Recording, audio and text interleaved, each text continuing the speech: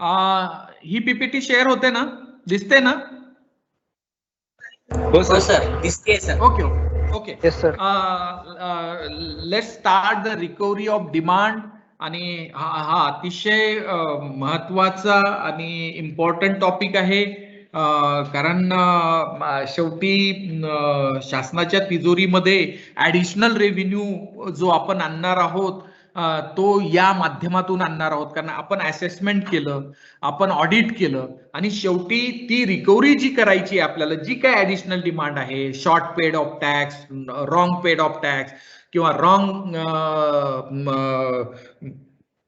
इरॅनियस grant of refund किंवा excess availment of input tax credit, तर याची रिकव्हरी करणं म्हणजे actually it is a sole function of the proper officer. हे अतिशय महत्वाचं फंक्शन आहे रिकव्हरी ऑफ डिमांड. आता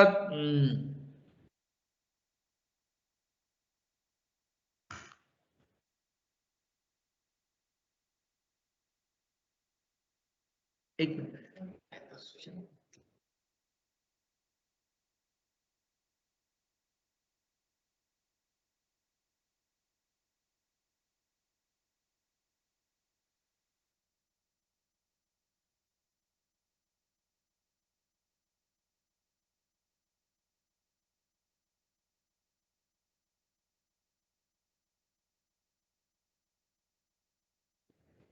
बघा आता, determination of tax not paid और शॉर्ट पेड और इरेनियसली रिफंडेड.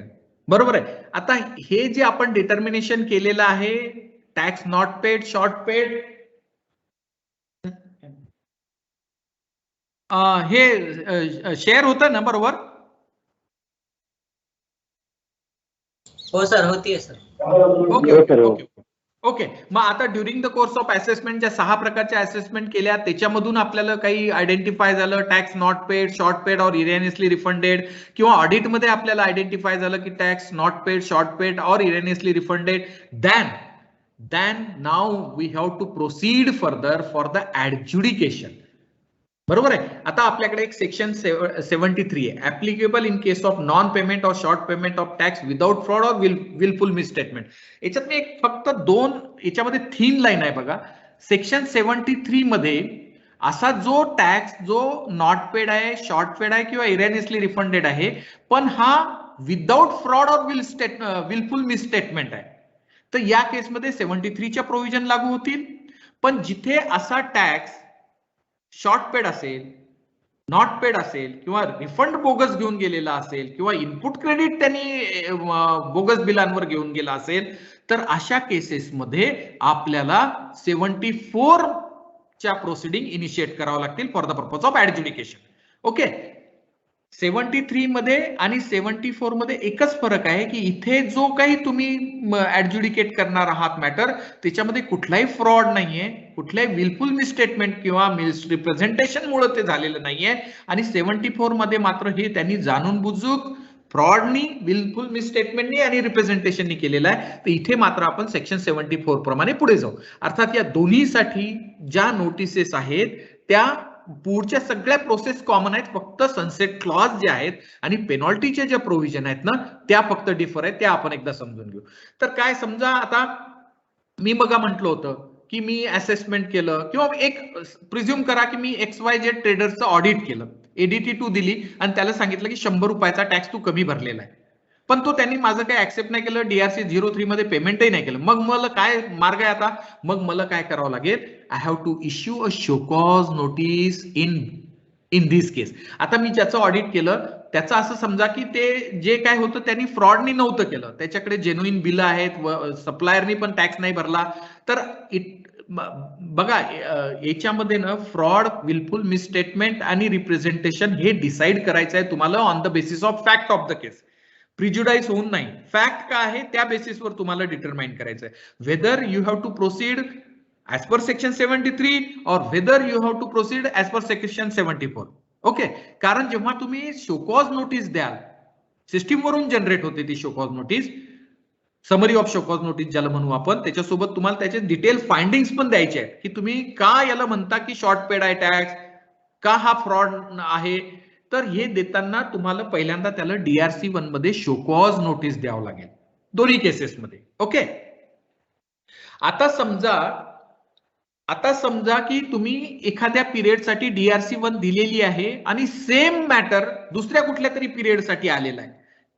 सेम मॅटर तसंच आलेलं आहे की समजा excess ITC availed as compared with the GSTR 3B आणि 2A, म्हणजे 100 रुपयाचं इनपुट टॅक्स क्रेडिट घेतलेलं आहे आणि त्याच्या सप्लायरने 80 रुपयेच कन्फर्म करून दिलेले आहेत. बरोबर आहे. या केसमध्ये ऑडिट झालं आणि ऑडिटमध्ये आपण त्याला DRC1 दिली. ओके, परंतु नंतर पुढच्या पिरियडमध्ये ऑडिट झालं, ते तसाच इश्यू निघाला, तर मात्र आता परत तुम्हाला शोकॉज द्यायची गरज नाही, तुम्हाला त्याला स्टेटमेंट द्यावं लागेल. Mere statement containing the non payment or short payment can be served for subsequent period instead of detailed show cause notice only if the ground raised are identical to ones raised in the previous year. ज्या वर्षासाठी तुम्ही already DRC1 दिली होती त्याच्यातले grounds आणि तुमच्या पुढच्या वर्षाचे ग्राउंड जर सारखे असतील तर तुम्हाला फक्त DRC2 मध्ये स्टेटमेंट द्यायचं आहे. आता बघा याच्या सनसेट क्लॉज काय, time limit for the proper officer to issue notice at least 3 months prior to issuance of order. मला ऑर्डर पास करायची या केसमध्ये, बरोबर आहे, तर ती ऑर्डर पास करण्याच्या 3 महिने पहिले मी त्याला ही DRC1 दिल्याच गेली पाहिजे. In case of normal without tax, without fraud और विदाउट विलफुल मिसस्टेटमेंट. पण जिथे फ्रॉड आणि विलफुल मिसस्टेटमेंट आहे तिथे मला 6 महिने अगोदर ती नोटीस देणं बंधनकारक आहे कायद्याप्रमाणे. ओके, आता मला ही अशी ऑर्डर पास करण्यासाठी, ऍडज्युडिकेट करण्यासाठी सनसेट क्लॉज असा आहे, time limit for the proper officer to issue an order is within 3 years from the due date किंवा actual date of filing of annual return. माझ्या ज्या वर्षाचं मी ऑडिट करतोय, ज्या वर्षाचं मी ऍडज्युडिकेशन करतोय 73 मध्ये, त्या वर्षाची ड्यू डेट जी आहे ऑडिट रिपोर्ट फाईल करण्याची 9 मध्ये, GSTR 9 मध्ये 31 डिसेंबर आहे. Generally 31 December of the subsequent year. 17-18 ची समजा 31 डिसेंबर 18 आहे, परंतु ती नंतर फर्दर खूप एक्सटेंड करत गेलेली आहेत. तर असं प्रिझ्युम करा की 17-18 ची due date of filing the annual return ही 31 डिसेंबर 2018 आहे. ते 31 डिसेंबर 2018 पासून 3 वर्षाच्या आत मला in case of 73 I have to pass the order. म्हणजेच याचा अर्थ असा झाला की 2 वर्ष आणि 9 महिने पहिले मला त्याला नोटीस द्यावं लागेल DRC1 मध्ये. But in case of fraud अशी नोटीस मला 31 डिसेंबर 18 पासून पुढे 5 वर्षाच्या आत मला ती ऑर्डर पास करायची आहे. त्या केसमध्ये मात्र मला 4 वर्ष आणि 6 महिने अगोदर त्याला नोटीस दिलेली पाहिजे, म्हणजे ती माझी टाइमलाईन.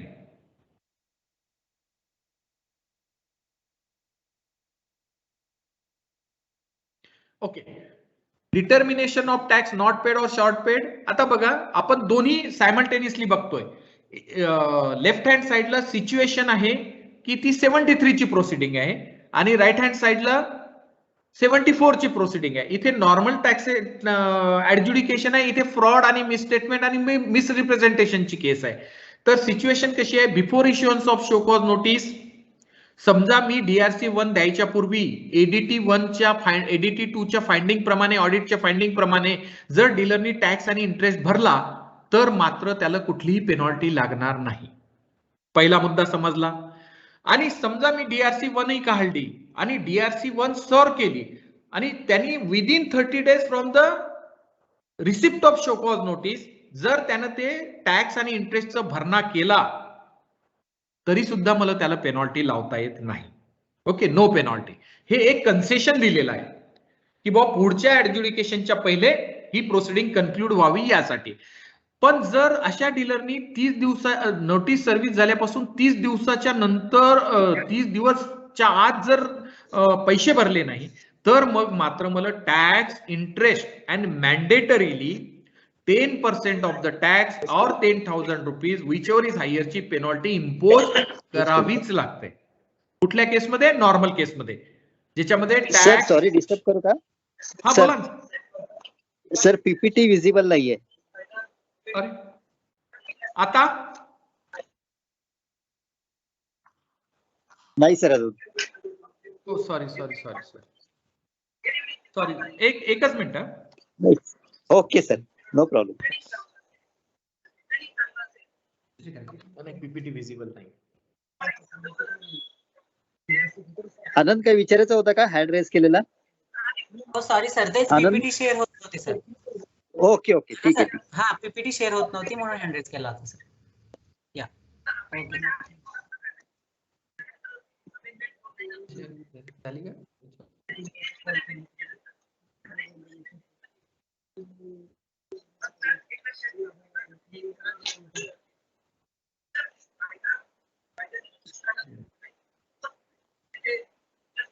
हा सर झाली. झाली ना? हा. हो येस सर. Yes yes.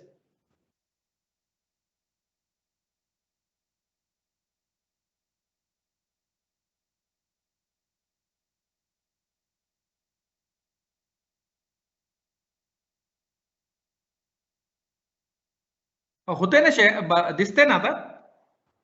हो सर दिसते आता, दिसते sir. Okay okay okay. Sorry sorry. खूप जास्त टेक्नोसेवी झालेलं आहे department. No issue sir. Okay okay okay. तर बघा राईट विंडो मिनिमाइज करा ना सर प्लीज. विंडो जे आहे ना व्हिडिओ हा सर मिनिमाइज करा sir. Okay thank you sir. Okay okay okay. Right hand साइडला आपण बघितलं की नॉर्मल केसमध्ये आहे जिथे फ्रॉड नाहीये, मिसस्टेटमेंट नाहीये आणि मिसरिप्रेझेंटेशन नाहीये. अशा केसमध्ये ऍडज्युडिकेशन करताना आपण काही कन्सेशन प्रोव्हाइड केलेले आहेत डीलरला. पण in case of fraud, in case of misstatement, in case of wilful misstatement और मिसरिप्रेझेंटेशन, इन दॅट केस आता समजा मी एखादं ऑडिट करताना माझ्या असं लक्षात आलं की यांनी बोगस ज्याला आपण काय म्हणतो फेक इनव्हाइसेस वर without receipt of material ITC avail केलेला आहे and it is found during the course of any proceeding of audit or say scrutiny operator.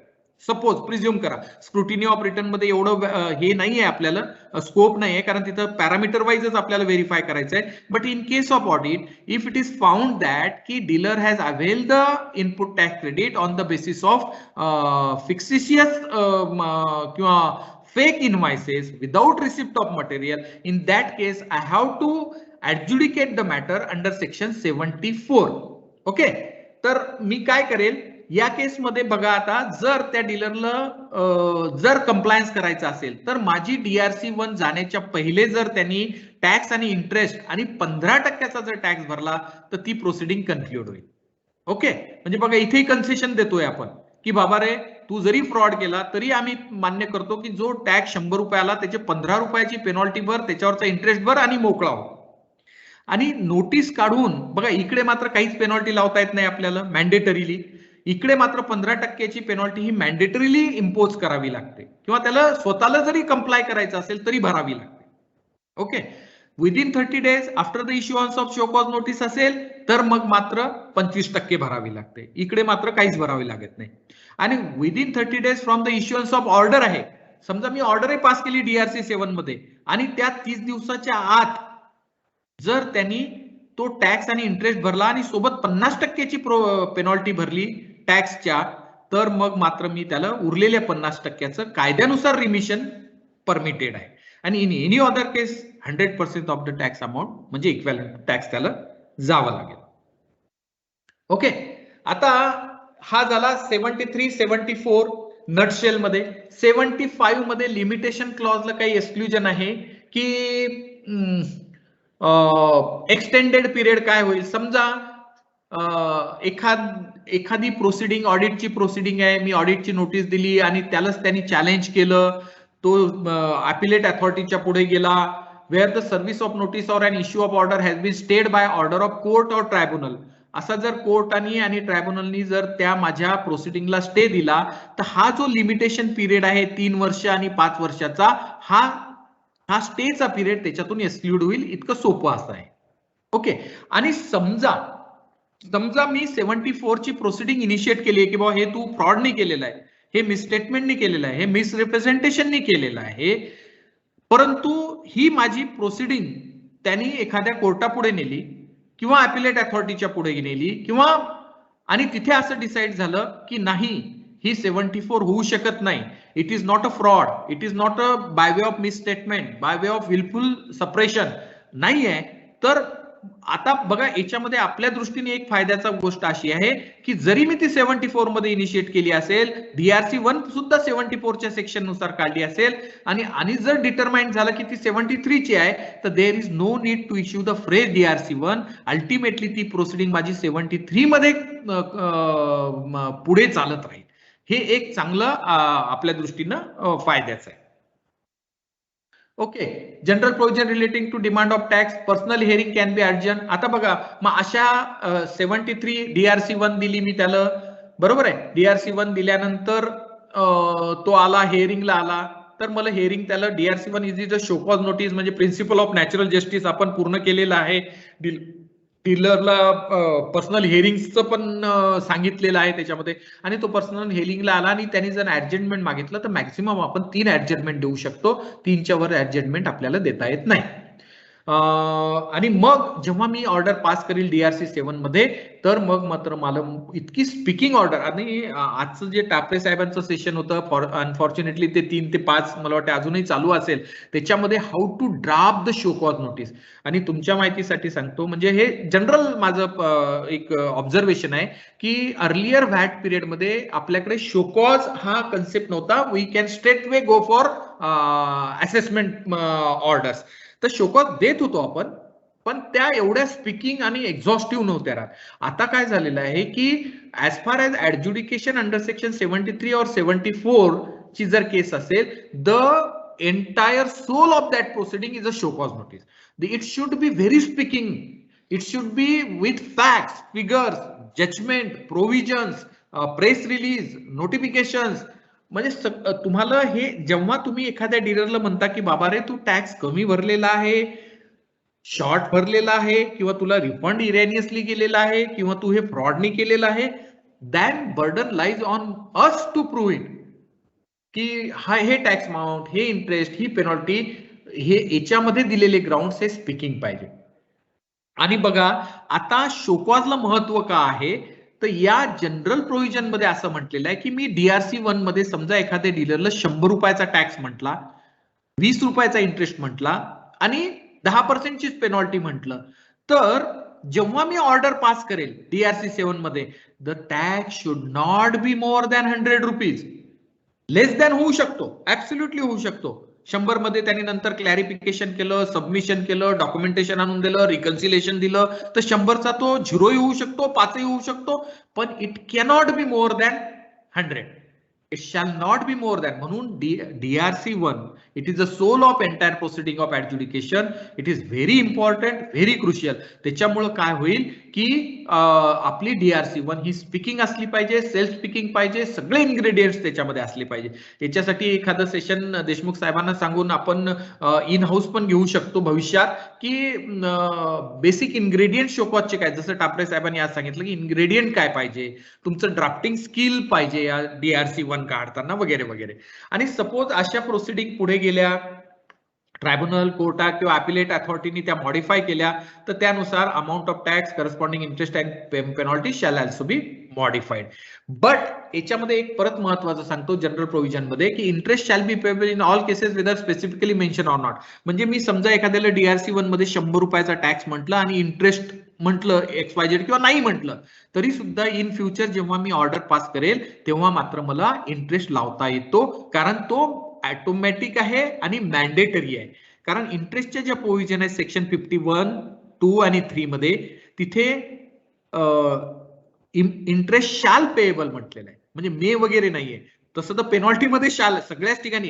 तुमच्या माहितीसाठी सांगतो, there are no discretionary powers available with the proper officer related to levy of interest, related to imposing of penalty. We have to levy as per statutory provisions of law. Okay, the adjudication proceeding shall be deemed to be concluded if the. आता याच्यामध्ये sunset clause कसा आहे ते मी सांगतो. जर समजा एखादी proceeding 73 मध्ये 3 वर्षाच्या अॅन्युअल रिटर्नच्या ड्यू डेट पासून, ज्या फायनान्शियल इयरचा अॅन्युअल रिटर्नची ड्यू डेट आहे त्यापासून 3 वर्षाच्या आत किंवा 5 वर्षाच्या आत फ्रॉडच्या केसमध्ये जर मी करू शकलो नाही, तर it is deemed to be concluded. म्हणजे सनसेट क्लॉज असा आहे की मी ती प्रोसिडिंग पुढे कधीही करू शकत नाही, and it will be a permanent loss of revenue. Okay, general provision आता याच्यामध्ये असं म्हटलेलं आहे बघा की जे लिमिटेशनचे पिरियड आहे 3 वर्ष 5 वर्ष, या 3 वर्ष 5 वर्षामधून हे जर पिरियड फर्स्ट अपिलेट अथॉरिटीचं जजमेंट असेल, हे कदाचित अपीलची तुमची जर सेशन झाला असेल तर आपल्याकडे अशी एक प्रोव्हिजन आहे की समजा एखाद्या ऍडज्युडिकेटिंग ऑफिसरनी म्हणजे लहानेनी एखादी ऑर्डर पास केली आहे and it is prejudicial to the interest of the revenue, then our internal review committee will decide whether to file an appeal before the appellate authority against the order passed by our own officer. Okay, तर हा जो period आहे against such decision pending, then the period spent between two dates of decision shall be excluded. म्हणजे अथॉरिटीने pass केलेली order आणि appellate ट्रायब्युनलच्या समोरची जी order आहे, appellate अथॉरिटीच्या समोरची ऑर्डर आणि अपिलेट ट्रायब्युनलने अपिलेट अथॉरिटीने एखादं डिसिजन दिलं आणि त्याच्या अगेन्स्ट मध्ये डिपार्टमेंट ट्रायब्युनलला जातोय, तर हा जो मधला पिरियड आहे किंवा डीलर जातोय, तर हा जो मधला पिरियड आहे हा एक्सक्लूड होईल. ओके, किंवा अपिलेट ट्रायब्युनलच्या जजमेंटला आपल्याला हायकोर्टात चॅलेंज करायचं आहे आणि हायकोर्टाची ऑर्डर आणि अपिलेट ट्रिब्युनलचं जजमेंट याच्या मधला जो पिरियड आहे हा 3 वर्षाच्या 5 वर्षाच्या पिरियड ऑफ लिमिटेशन मधून एक्सक्लूड होईल आणि हायकोर्टाच्या ऑर्डर जर सुप्रीम कोर्टात जायची असेल तर हा पिरियड एक्सक्लूड होईल. हे स्पीकिंग आहे, हे फारसं सांगण्याची गरज नाहीये, तुम्ही हे स्वतः पाहू शकता. आता फक्त याच्यात एक इम्पॉर्टंट प्रोव्हिजन अशी आहे की if any amount of self assess tax or interest payable on such tax remains unpaid when the same shall be record under provision section. आता 79 मध्ये रिकव्हरीच्या प्रोसिडिंग प्रोव्हिजन्स आपण बघणार आहोत. तर या जनरल प्रोव्हिजन मध्ये असं म्हटलेलं आहे की एखाद्याने सेल्फ असेस केलेला टॅक्स आहे, पण ही शक्यता फार कमी आहे. पहिले आपल्याकडे व्हॅटच्या इरामध्ये, आता तुम्ही तेव्हा नव्हते, व्हॅटच्या इरामध्ये काय करायचे लोक की 100 रुपयाचा टॅक्स आहे मला भरायला आणि त्यांचं रिटर्न अपलोड व्हायचं विदाउट पेइंग द टॅक्सेस, म्हणजे ज्याला आम्ही म्हणायचो की ऍक्सेप्टेड लायबिलिटी आहे 100 रुपयाची, पण रिटर्न अपलोड व्हायचं की 100 रुपये पेएबल बट नॉट पेड. मग आपण त्याला पुढची प्रोसिडिंग इनिशिएट करायचो, 32 नंबरची नोटीस द्यायचो वगैरे वगैरे, डिमांड नोटीस द्यायचो. पण in case of GST self assess tax हा 3B च्या माध्यमातून भरावा लागतो आणि 3B ला व्हॅलिडेशन लावलेलं आहे. 3B ला असं व्हॅलिडेशन आहे की जोपर्यंत तो त्याची आउटपुटची टॅक्स लायबिलिटी डिस्चार्ज करत नाही तोपर्यंत त्याचं रिटर्न व्हॅलिडेटच होत नाही आणि रिटर्न अपलोड होत नाही. परंतु जिथे इंटरेस्ट आहे तर इंटरेस्ट मध्ये आपलं असं म्हणणं होतं की there is no need to adjudicate the matter, we can straightway recover the amount. पण नंतर Mahadev construction versus state of माझ्या माहितीप्रमाणे झारखंडच्या कोर्टाचं जजमेंट आलं की in case of interest also there should be a adjudication, म्हणजे शोकास दिल्याशिवाय तुम्ही इंटरेस्ट वसूल करू शकत नाही. म्हणून मग आपल्याला एसओपी आलेली आहे की in case of interest which is automatic one, की त्यांनी रिटर्न लेट भरलेला आहे, 18% प्रमाणे इंटरेस्ट मॅन्डेटरी आहे, तर याच्यात काय शोकवाची गरज आहे, तो तर आम्ही डायरेक्ट रिकव्हर करायला पाहिजे 79 प्रमाणे. परंतु कोर्टाचे जजमेंट असे आले की नाही, तुम्हाला शोकवास द्यावे लागेल. मग in the larger interest of public at large मग आपण असं डिसाईड केलं की पहिले शोकवास द्या, DRC 1 काढा किंवा 75-12 मध्ये त्याला शोकवास द्या आणि मग 79च्या प्रोसिडिंगला जा. ओके, आणि याच्यात मग मी जसं सांगितलं 10% किंवा 15%, 25%, 50%, 100% अशी जर कुठली पेनॉल्टी 73-74 मध्ये लेव्ही झाली असेल तर मात्र या ऍक्ट मध्ये इतर कुठल्याही पेनॉल्टी असतील तर त्या इम्पोज होणार नाहीत. जशी 122 ची एक पेनॉल्टी आहे आपल्याकडे, 125 ची जनरल पेनॉल्टी आहे, ती मात्र तुम्हाला नंतर इम्पोज करता येणार नाही. आता एक सेक्शन आहे आपल्याला tax collected but not deposited with the central of state government under section 76. आता एखाद्या डीलरनी समजा टॅक्स कलेक्ट केला, बघा आता ही प्रोव्हिजन हार्श म्हणण्यापेक्षा स्ट्रिंजंट याच्यासाठी आहे की टॅक्स कलेक्ट केलेला आहे. सपोज असं प्रिझ्युम करू की एखादा टॅक्सेबल सप्लाय त्यांनी ट्रीट केला आणि नंतर लक्षात आलं की तो एक्झेम्प्ट सप्लाय की त्यांनी अन्नधान्यावर टॅक्स कलेक्ट केला, तर in that case dealer shall required to, म्हणजे त्यांनी तो जो कलेक्ट केलेला टॅक्स आहे हा फोर्थविथ इमिजिएटली पे केला पाहिजे. Okay, irrespective of whether the supplies in respect of which amount was collected are taxable or not, किंवा अपॉर्च्युनिटी खैर द्यावी लागेल. The proper officer shall issue order. या केसमध्ये बघा जिथे tax collected but not deposited आहे, या केसमध्ये मात्र जो 3 आणि 5 वर्षाचा सनसेट क्लॉज आहे त्याच्याऐवजी इथे the proper officer shall issue an order within 1 year from the date of issue of the notice.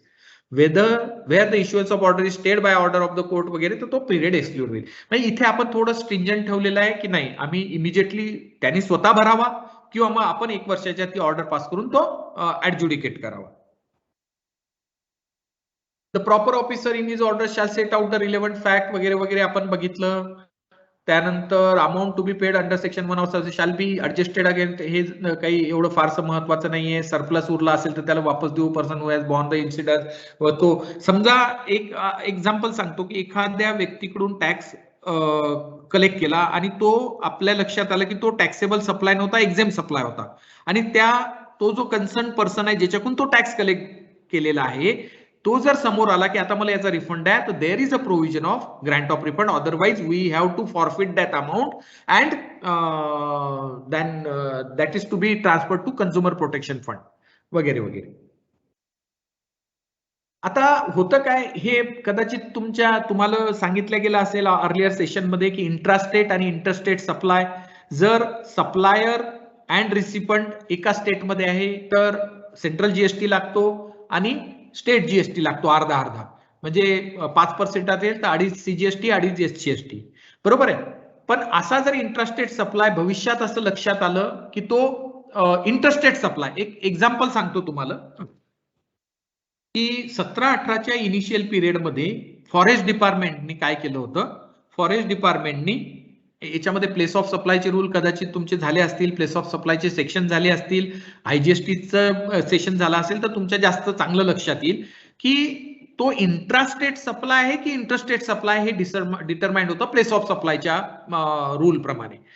तर समजा एखाद्या डीलरनी सीजीएसटी एचजीएसटी कलेक्ट केला एखाद्या ट्रान्झॅक्शनवर आणि नंतर प्रॉपर ऑफिसरच्या असं लक्षात आलं की it is a interstate supply, तर in that case what will happen, जो सीजीएसटी एचजीएसटी त्यांनी भरला तो रॉंगली भरला, तर instead of that IGST will be levied on that too without interest. बघा काय, कारण त्यांनी सीजीएसटी एचजीएसटी तर भरलेला आहे, पण मग याच्यावर आपण आयजीएसटीची लेव्ही करू आणि ती भरून घेऊ आणि हा CGST एचजीएसटीचा refund.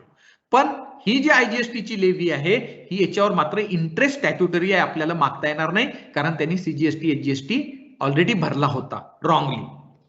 This is the section 77. आणि हा 78 काय म्हणतो, एक सिंपल सेक्शन आहे. The taxable amount should be paid by the person within 3 months from the date of service provided that where the proper office. म्हणजे समजा मी DRC 1 दिली किंवा DRC 2 दिली, DRC 3 मध्ये त्यांनी व्हॉलेंटरी पेमेंट केलं नाही, बरोबर आहे, त्यांनी रिप्लाय फाईल केला DRC 4 मध्ये 5 मध्ये आणि मी हे सगळे प्रक्रिया झाल्या आणि मी त्याचं ऍडज्युडिकेशन केलं, तर मी DRC 7 मध्ये ऑर्डर पास करेल. DRC 7 is a adjudication, okay, order. तर ही ऑर्डर पास झाल्यापासून 90 दिवसापर्यंतचा पिरियड आपण त्याला देऊ. समजा मी 1 जानेवारी 2022 ला मी ऑर्डर पास केली, तर 3 महिन्याचा पिरियड 3 महिन्यापर्यंत आपण त्याला डिमांडची 79 प्रमाणे ज्या मोडस आपल्याला दिलेल्या आहेत, ज्या मोड दिलेल्या आहेत रिकव्हरीच्या, त्या मी इनिशिएट करू शकत नाही. हा का दिला पिरियड, कारण 90 दिवसामध्ये त्या ऑर्डरच्या अगेन्स्टमध्ये त्याला अपील फाईल करता येते. अपील फाईल करण्यासाठी 90 दिवस मॅन्डेटरी आहेत, परत एक महिन्याचं एक्सटेन्शन आहे 107च्या सेक्शन प्रमाणे. पण इथे मात्र आपल्याला 90 दिवसापर्यंत आपल्याला ती रिकव्हरीची प्रोसिडिंग 79 मध्ये इनिशिएट करता येत नाही, हे महत्वाचं आहे.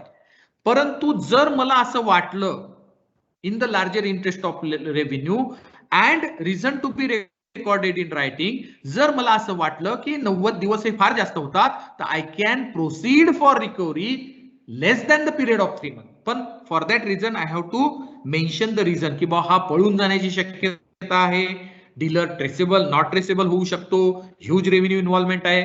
तर अशा केसमध्ये 3 महिन्याचा जो एक्सटेंडेड पिरियड आहे from the date of service of order पासून, तो मी कर्टेल करून 79च्या प्रोसिडिंग मध्ये जाऊ शकतो. आता बघा मी तुम्हाला ह्या 79च्या प्रोसिडिंग सांगतो. याच्यामध्ये असं आहे की आता ऍडज्युडिकेशन झालं, ऑडिट केलं, मग ऍडज्युडिकेट पण केलं, DRC 7 मध्ये डिमांड काढली. मी 5 लाख रुपयाची डिमांड काढली. इट इन्क्लूड 3 लाख रुपयाचा टॅक्स आहे, 1 लाख रुपयाचा इंटरेस्ट आहे आणि 1 लाख रुपयाची पेनॉल्टी. बाय प्रिझ्युमिंग की DRC 7 माझी 5 लाखाची XYZ ट्रेडर्सला गेलेली आहे. ओके, मग 90 दिवसाची मी वाट पाहिली आणि 90 दिवस संपल्यानंतर what is the remedy, what is the mode available with मी to recover that amount from that XYZ traders. पहिला मुद्दा आहे माझ्याकडे सेक्शन 79 प्रमाणे की ज्याला आपण म्हणतो की डिडक्शनचा मुद्दा. म्हणजे काय, सपोज हा XYZ ट्रेडर्सचे काही रिफंड कस्टम ऑफिसरकडे पडलेले होते, प्रिझ्युम करा, किंवा एखाद्या लोकल अथॉरिटीकडून त्यांना काही पैसे घेणं होते. ओके, किंवा एखाद्या स्टेट गव्हर्नमेंटच्या कुठल्या तरी डिपार्टमेंटकडून त्याला पैसे येणं होते आणि हे मला आयडेंटिफाय झालेलं आहे. तर in that case I can issue a DRC 9 to that officer आणि त्यांना मी हे सांगेल की बाबा हे पैसे त्याला देऊ नका, हे 5 लाख रुपये तुम्ही मला द्या. याला म्हणू आपण डिडक्शन. जर त्याचा कस्टम अथॉरिटीकडे रिफंड असेल तर त्याच्यातून आपण डिडक्शन करून घेऊ. जर त्याचं पॅन बेस्ड ट्रान्झॅक्शन आहे आणि दुसऱ्या स्टेटमध्ये त्याचा त्या XYZ ट्रेडरचा दुसऱ्या स्टेटमध्ये रिफंड आलेला आहे, तर in that case I can issue DRC 9 to that specified officer of that state. Or even समजा आपल्या स्टेटमध्ये त्याला 4 नंबर आहेत आणि दुसऱ्या एखाद्या नंबरमध्ये त्याला रिफंड आहे, तर I can issue a DRC 9 to that specified officer and ask him to deduct that amount against the liability of 5 lakhs rupees. First method, deduction. There should be some money which is owned by the government to the defaulter or specified officer. मग या specified officer मध्ये custom authority, local authority, state government, central government सगळं, रेल्वेकडे पैसे घेणं आहे, हे पहिलेही provision होती VAT मध्ये आपल्याकडे. आता ही DRC 9 देईल मी त्याला. ओके, आणि त्याच्याकडून ती डिडक्शनच्या माध्यमातून ते पैसे वसूल करी. ही एक मेथड झाली. दुसरी मेथड आहे माझ्याकडे detention. There should be goods which are under the control of proper officer or other specified officer. म्हणजे असं समजा की एखाद्याची बिल ऑफ एंट्री बनलेली आहे, bill of entry for home consumption, म्हणजे त्यांनी इम्पोर्ट केलं मटेरियल. या XYZ ट्रेडर्सकडे माझे 5 लाख रुपये आहेत आणि यांनी एक इम्पोर्ट केलेलं मटेरियल आहे जे नावाशेवाच्या पोर्टवर पडलेलं आहे कस्टम अथॉरिटीच्या वेअरहाऊसमध्ये. तर असं जर मटेरियल, असे जर goods which are under the control of proper officer or any other specified officer, तर या केसमध्ये मी काय करेल, या केसमध्ये such goods should be belong to person who is liable to pay any amount. The goods may be detained and sold by the proper officer or such other specified officer on request by the proper officer. मग यासाठी मी काय करेल, DRC 10 मध्ये या detain केलेल्या गुड्सचं ऑक्शनची notice initiate करेल, notice for auction देईल. त्यानंतर जर ते डिटेन्शन केलेले गुड्स सोल्ड झाले, जप्त केलेले गुड्स सोल्ड झाले आणि सक्सेसफुल बिडरला मी DRC 11 मध्ये नोटीस देईल की बाबा रे, हे या बीड प्रमाणे तू हे 5 लाख रुपये किंवा 7 लाख रुपये किंवा 10 लाख रुपये जे काही असेल ते भरून टाक. आणि मग काय होईल की ते 5 लाख रुपये आपण वळते करू आपल्या 5 लाखाच्या DRC 7च्या डिमांडच्या अगेन्स्ट मध्ये आणि त्या सक्सेसफुल बिडरला DRC 12 मध्ये मी सेल सर्टिफिकेट देईल. लक्षात आलं? ओके, म्हणजे first is deduction method, second is detention of the goods. Now garnishee proceeding. याच्यामध्ये असं आहे, याच्यामध्ये मी काय करेल बघा, DRC 79 आपलं sorry, recovery from any other person who owes the money to defaulter. This applies when any other person has become liable to pay money. म्हणजे असं एकदम सोप्या भाषेत सांगतो, या सेक्शन मध्ये असं म्हटलेलं आहे की समजा या XYZ ट्रेडर्स कडे ज्याच्याकडून मला 5 लाख रुपये घेणं आहे, ज्याची ड्यू डेट झालेली आहे 78 प्रमाणे, 79 प्रमाणे मी त्याची रिकव्हरी प्रोसिडिंग इनिशिएट केलेली आहे, तर अशा केसमध्ये मी काय करेल की मला लक्षात आलं की त्याचे स्टेट बँक ऑफ इंडियामध्ये 10 लाख रुपये पडलेले आहेत. ओके, तर मी किंवा पोस्टामध्ये त्याचे 10 लाख रुपये आहेत, किंवा एक FD पडलेली आहे SBI मध्ये त्याची, किंवा त्याच्या अजून कुठल्या इन्शुरन्स कंपनीकडे त्याची एफडी मॅच्युअर होणार आहे किंवा मॅच्युअर झालेली आहे, तर in that case I can issue a DRC 13 notice to those third person. याला गार्निशिंग प्रोसिडिंग म्हणतात. थर्ड पर्सनला आपण नोटीस देऊ आणि त्यांना सांगू की बाबा हे पैसे त्याला न देता आम्हाला दे, आणि फक्त 5 लाख दे आम्हाला. त्याच्या अकाउंटमध्ये 10 असतील, 25 असतील, 50 असतील किंवा कमी असतील, 5 पेक्षा 2 जरी असतील तर ते 2 आम्हाला दे. जेवढे म्हणजे it should not be more than the tax recovery. आणि जर त्या बँकेनी, आणि हे ऑब्लिगेशन आहे, पुढच्या स्लाइडमध्ये तुम्हाला दिसेल की त्यांना ते असं कुठली बँकिंग अथॉरिटी किंवा पोस्टाची अथॉरिटी किंवा इन्शुरर तुम्हाला म्हणणार नाही की याचं पासबुक दाखवा, याची किंवा याची पॉलिसी सरेंडर करा, असं काहीही करायची गरज नाही. They have to comply 13 issued by the proper officer of XYZ traders for the rupees 5 lakh. आणि जर त्यांनी ते डिस्चार्ज केले तर मग मी DRC 14 मध्ये त्यांना सर्टिफिकेट देईल की तुम्ही तुमची लायबिलिटी डिस्चार्ज केली, आणि ही लायबिलिटी जी डिस्चार्ज झाली ही ऑन बिहाफ ऑफ डिफॉल्टर त्यांनी पेड केली आहे. म्हणजे जे पैसे त्याला डिफॉल्टिंग डीलर XYZ ट्रेडर्सला द्यायचे ते त्यांनी दिलं, असं या ऍक्ट मध्ये, या प्रोव्हिजन मध्ये म्हटलेलं आहे. गार्निशिंग प्रोसिडिंग, आणि ही खूप युजफुल मेथड आहे. आपण रेग्युलर कोर्स मध्ये वापरत होतो व्हॅट मध्ये, आताही आपण वापरू शकतो आणि भविष्यातही वापरणार आहोत. आणि असं नाही की त्याच्याकडे पैसे असलेच पाहिजे, भविष्यात जरी ड्यू झाले आणि आपली नोटीस असेल तर त्याला ते पैसे डिफॉल्टिंग डीलरला न देता आपल्याला देणं हे कायद्यानुसार बंधनकारक आहे. आणि ही it is most important and vital action. Such other person whom such notice is issued bound to comply with the same in case where such notice is issued to post office, तो काही मागणार नाही वगैरे वगैरे. हे तुम्ही एकदा वाचलं ना तुमच्याला. मला फक्त नटशेल मध्ये तुम्हाला सांगायचं की ही जी तिसरी प्रोव्हिजन आहे ती अशी आहे की आपण थर्ड पार्टीकडून सुद्धा वसुली करू शकतो. ओके, मग तो लायबल होईल वगैरे. याच्यानंतरची प्रोव्हिजन आहे बघा, collection bye detention of any movable और इमूव्हेबल प्रॉपर्टी. अर्लियर व्हॅट ऍक्ट मध्ये काय होतं, MLRC ची ऍक्शन होती. MLRC च्या पॉवर्स आपण अक्वायर करायचो आणि MLRC च्या ऍक्शन प्रमाणे आपण पुढे सगळी कारवाई करायचो. म्हणजे मुव्हेबल ऍसेट अटॅच करायचो, इमूव्हेबल प्रॉपर्टी अटॅच करायचो वगैरे वगैरे. तर आता ही प्रोव्हिजन आपल्याला या 79 च्या डी मध्ये ऑलरेडी दिलेली आहे. Collection by detention of any movable or immovable property on authorization by competent authority, the proper officer in accordance with the rules framed for this purpose may distrain any movable or immovable property belonging to defaulter. म्हणजे आपण त्याला डिस्ट्रेन करू, detain करू such property till the amount payable is paid. DRC 16 मध्ये माझी attachment order होईल. जी movable immovable property defaulting dealer XYZ traders ज्याच्या अगेन्स्ट मध्ये 5 लाखाची रिकव्हरी आहे, त्याच्यासाठी त्याची जर मला आयडेंटिफाय झालेली प्रॉपर्टी आहे, एखादी कार आहे किंवा एखादं शॉप आहे, एखादी जमीन आहे, तर DRC 16 मध्ये मी ती अटॅच करेल.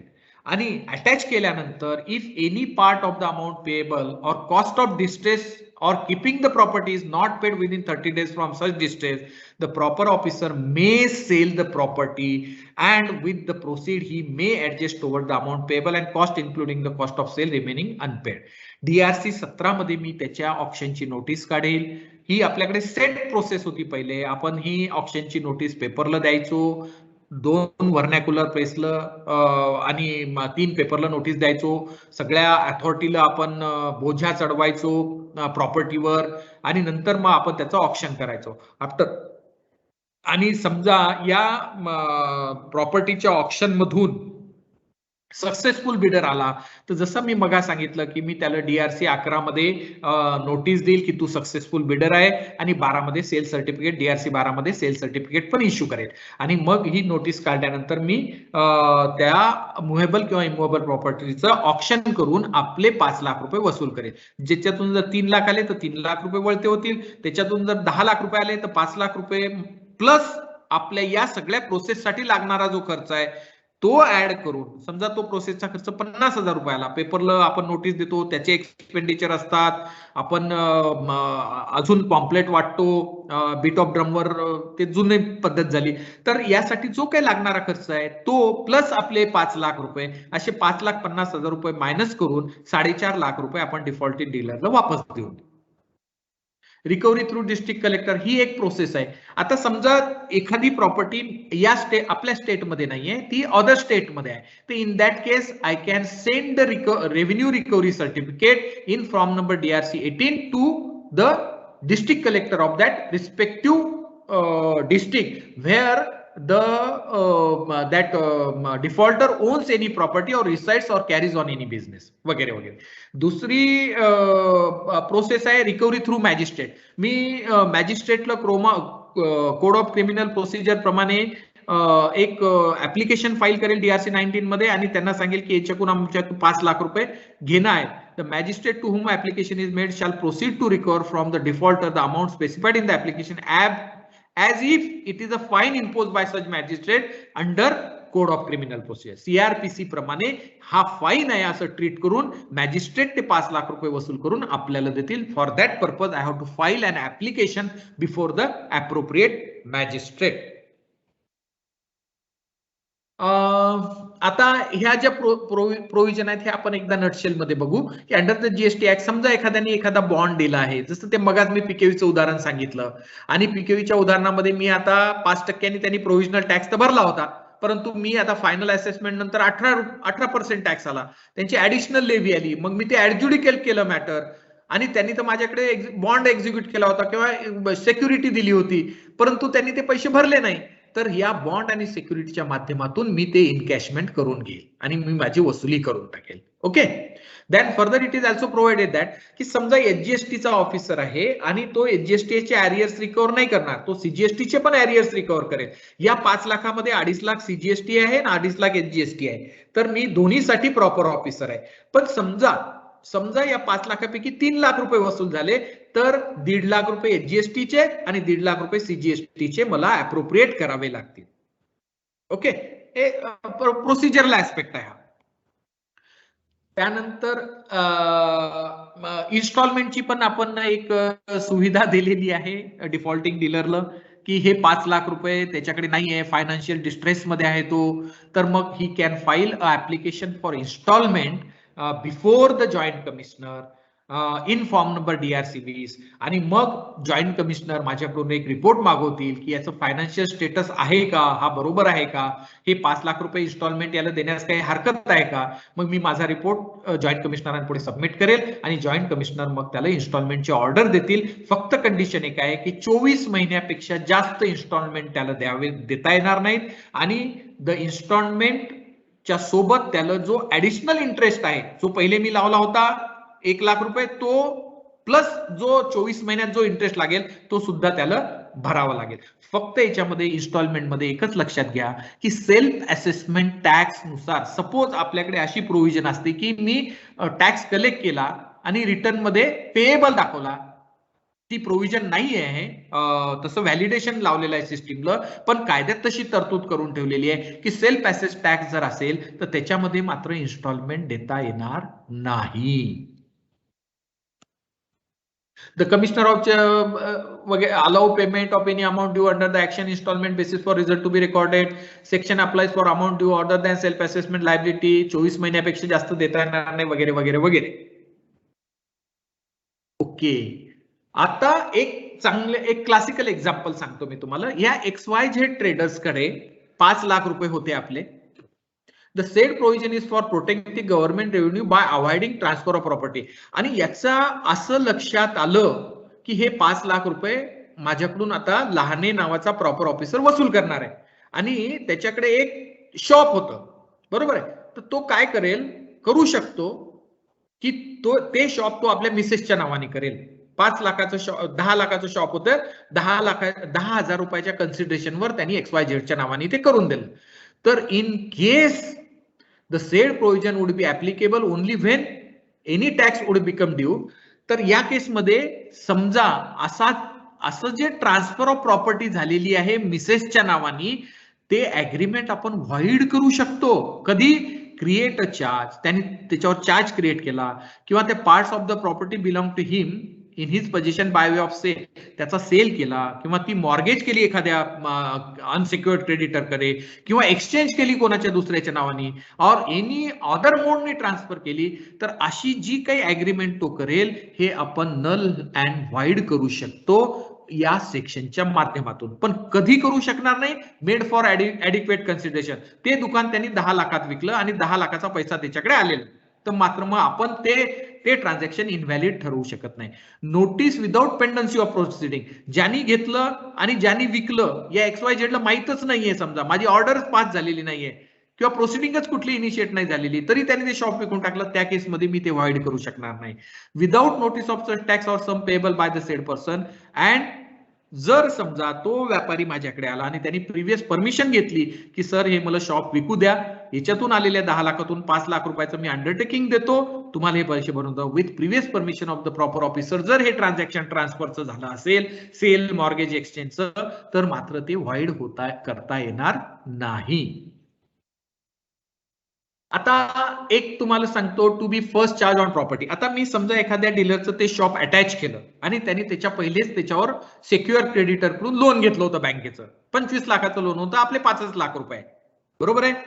तर व्हॅटच्या ऍक्ट मध्ये काय प्रॉब्लेम झाला, आता आपल्याला तुम्हाला एक सांगतो की आपल्याकडे तेव्हाही एक सेक्शन होता, सेक्शन 37. आता इथे 82 आहे की first charge on property, the crown's डेब्ट has a first charge on that property irrespective of other secured creditor वगैरे.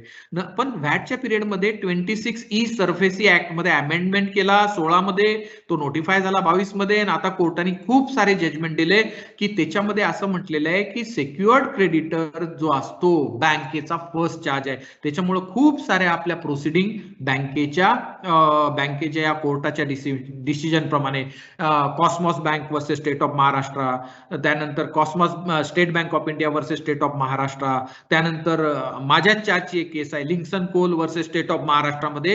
आता बॉम्बे बेंचने 17/12/2021 ला एक जजमेंट दिलं की 26E सुपरसीड करतो व्हॅटच्या प्रोव्हिजनला. त्याच्यामुळे first charge on that property is of union bank of India, not bye the proper officer, म्हणजे cells tax डिपार्टमेंटचा first charge नाही. पण इथे मात्र तुमच्या माहितीसाठी सांगतो की NCLTचं प्रोव्हिजन म्हणजे नॅशनल कंपनी लॉ ट्रायब्युनल, हे जेव्हा हे एक खूप मोठा आपल्याकडे हे आहे, NCLTच्या प्रोव्हिजन सोडून बाकी सगळ्यांच्या केसमध्ये फर्स्ट चार्ज जो आहे तो आता गव्हर्नमेंटचा राहील. प्रोव्हिजनल. आता अजून एक सेक्शन आहे आपल्याकडे 83, लास्ट स्लाइड आहे, ते असं आहे की सपोज असेसमेंट ऑफ नॉन फायलरची मी नोटीस काढली. बघा मी म्हटलं होतं सेक्शन 46A मध्ये 3A नावाची नोटीस सिस्टीम जनरेटेड जाते, बरोबर आहे. 3A ची नोटीस गेलेली आहे, पण I have not pass the order. ASMT 13 मध्ये मी ऑर्डर पास केलेली नाही. किंवा असेसमेंट ऑफ अनरजिस्टर्ड पर्सन साठी मी ASMT 14 नोटीस काढली, फक्त समरी असेसमेंटची फक्त प्रोव्हिजन इनिशिएट केलेली आहे, सर्वे इन्स्पेक्शनचं प्रोसिडिंग इनिशिएट झालेली आहे पण कन्क्लूड नाही झाली. 73 DRC1 गेलेली आहे, 74 मध्ये पण DRC1 गेलेली आहे. अशा केसमध्ये जर नुसत्या प्रोसिडिंग इनिशिएट झाले असतील तर मी प्रोव्हिजनल अटॅचमेंट, आता इथे बघा माझे 5 लाख रुपये जे आयडेंटिफाय झाले होते DRC7 नी XYZ ट्रेडरचे, ते इथे आयडेंटिफाय झालेले नाही, मी फक्त प्रोसिडिंग इनिशिएट केलेले आहे. तरी सुद्धा मी त्याच्या प्रॉपर्टीला प्रोव्हिजनली अटॅच करतो. मी म्हणजे मला ते पॉवर नाहीत, फक्त जॉईंट कमिशनर ऑनवर्ड ते पॉवर डेलिगेट झालेले आहेत. ओके,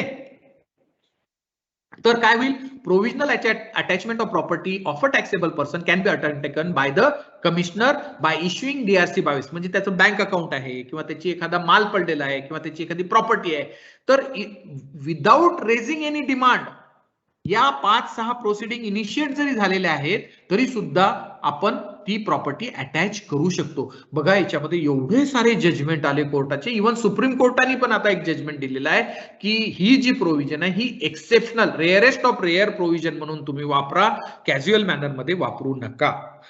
सुरुवातीला आपण DRC22 खूप ढिगाने गाळल्या होत्या. नंतर इथे नागपूर बेंच पुढे पण कोर्टात केसेस गेल्या, औरंगाबाद बेंच, मुंबई बेंच आणि DRC 22च्या प्रोव्हिजनला स्ट्रक डाऊन केलेलं आहे. तर ह्या रेअरेस्ट ऑफ रेअर म्हणून वापरायच्या असतात आणि जिथे आपल्या लक्षात येतं की हा फ्रुडुलंट आहे, पळून जाऊ शकतो, in the larger interest of revenue, खूप क्वांटम आहे आणि याच्यामधून भविष्यात खूप कॉम्प्लिकेशन्स क्रिएट होऊ शकतात, अशाच प्रोसिडिंग मध्ये प्रोव्हिजनल अटॅचमेंटच्या पॉवर वापरायची आहे जॉईंट कमिशनरना. अर्थात रिझन टू बिलीव्ह पाहिजे, ओपिनियन पाहिजे. The only condition is that commissioner should be of the opinion that for the purpose of protecting the interest of revenue it is necessary to provisionally attach the property. Okay.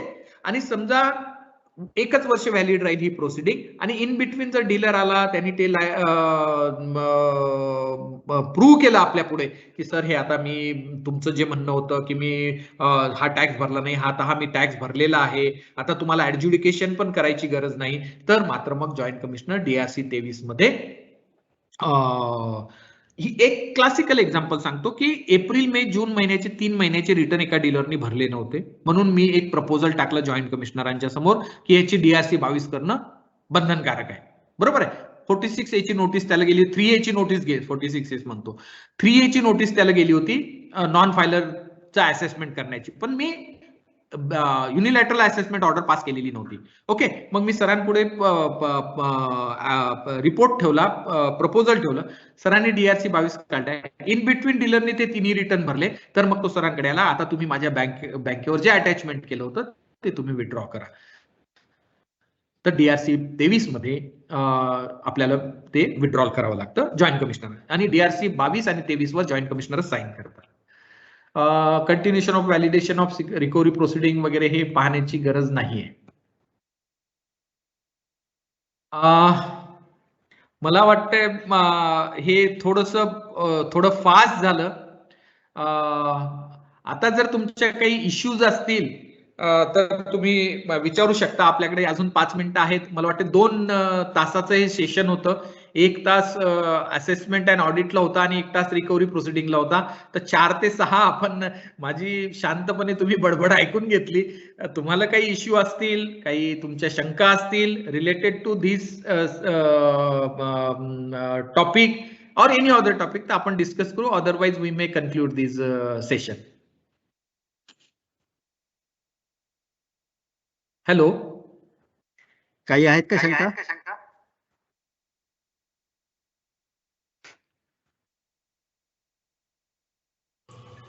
Sir नाही, मला वाटतं. देशमुख साहेब थोडं fast झालं, sorry जरा. नाही sir, काही हरकत नाही सर. धन्यवाद सर. आपण एकदम शॉर्ट, कारण मी 2 दिवसापूर्वीच आपल्याला रिक्वेस्ट केली आणि आपण तयारी करून एक छान सेशन, एक्झॉस्टिव्ह सेशन दिलंच. Thanks a lot. धन्यवाद sir again. Thank you sir. Thank you. Session, हा सेशन आपण इथेच संपूया. Okay, thank you sir. थँक्यू. आणि हे आपलं आजच्या दिवसाचं आणि ह्या टोटल ओव्हरऑल फर्स्ट वीक मधलं लास्ट सेशन होतं. ह्याच्यापुढे तुमचं प्रॅक्टिकल सुरू होणार आहे, म्हणजे तुम्हाला टीएचं एक टीएन बरोबर थोडं काम करायचं, त्याच्यानंतर तुम्हाला STIच्या चार्जमध्ये काम करायचंय आणि याच्यानंतर ऑनलाईन मग मला वाटतं तुम्ही 14 फेब्रुवारीला YASDAमध्ये 3 जण सोडून बाकी 9 जण तुम्ही YASDAमध्ये रिपोर्टिंग करणार आहात. All the best for that. ह्या सेशनची मी तुम्हाला आपली जी झाली आठवड्याभराची त्या सेशनची रेकॉर्डिंग मी एक तुम्हाला 3-4 दिवसात शेअर करीन. म्हणजे त्याच्यातली तुम्हाला जी महत्वाची जी सेशन्स आहेत, तुम्ही GST वर म्हणा किंवा आता रिकव्हरीचं म्हणा, कॉमर्सचं म्हणा, ती परत त्याचं तुम्ही बघू शकता, तुम्ही रेफर करू शकता. थँक्स अ लॉट अगेन आणि ऑल दी बेस्ट.